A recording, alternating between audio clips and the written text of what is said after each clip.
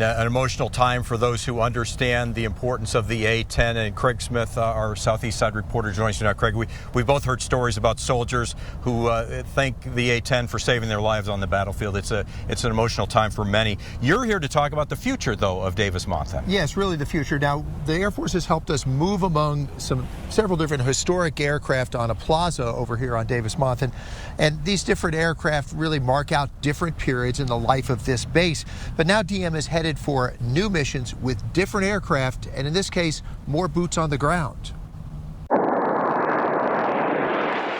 For 50 years, the A-10 has been the symbol of Davis-Monthan, lovingly called the Warthog for its ugly looks but beautiful abilities to punish bad guys and protect troops on the ground. But DM and Tucson have grown up together over close to 100 years. I like to say that there's really no difference between Tucson and Davis-Monthan. I mean, I think that Davis-Monthan is Tucson and Tucson is Davis-Monthan. Jay Bickley is a retired Air Force colonel. He served at DM and serves now as president of the DM-50, an organization that works to keep Davis-Monthan an active part of Tucson life. Southern Arizona leaders worried for years that when the Air Force retired the A-10s, DM's impact would shrink from the 16,000 jobs and $2.6 billion it adds to the regional economy now. But the Air Force says in its proposed new role in special operations, DM will have more people than it did as an A-10 base, about 1,300 more military and about 1,300 additional dependents. As the Air Force retires the A-10, you'll look up and see different aircraft, like Sky Warden, based on a crop duster, but able to take on some of the A-10's role of close air support and do it from rough, remote areas. And the MC-130J, based on the C-130 cargo plane, but optimized to fly low and at night to deliver special operations troops and supplies to challenging mission sites. DM will be a training ground for some of those troops to keep them sharp for missions where they may be in small groups in close-in fights or on the ground gathering intelligence to direct air power.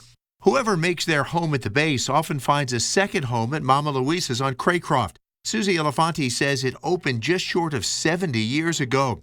Her family has been welcoming base families since they bought the restaurant 51 years ago. You see things change, but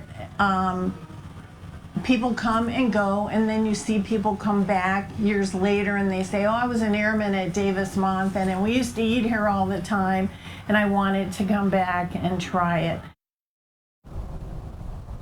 Now, Jay Bickley says that feeling of community support is important when an active duty airman gets deployed somewhere far away, but the family stays here.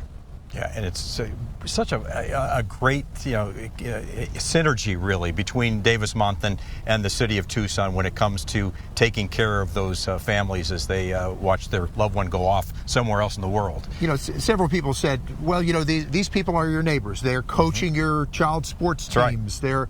They're your neighbors. They're the people you would take care of when they get deployed, and maybe they would take care of you if you had something going on in your life. And then the connection with the economy as well, as you talked about. The local restaurants here, some of them obviously were built right along here, Craycroft, in order to take advantage of the base. Susie Elefanti told me the original family that opened Mama Luisa's did so because they knew the road was going to take Craycroft straight into the main gate, and back in 1956, she said that was a dirt road. Dirt road, right. Yeah, there's a lot of dirt roads around here. This was 5 miles outside of town when it was a municipal airport anyway. All right, Craig, thank you very much.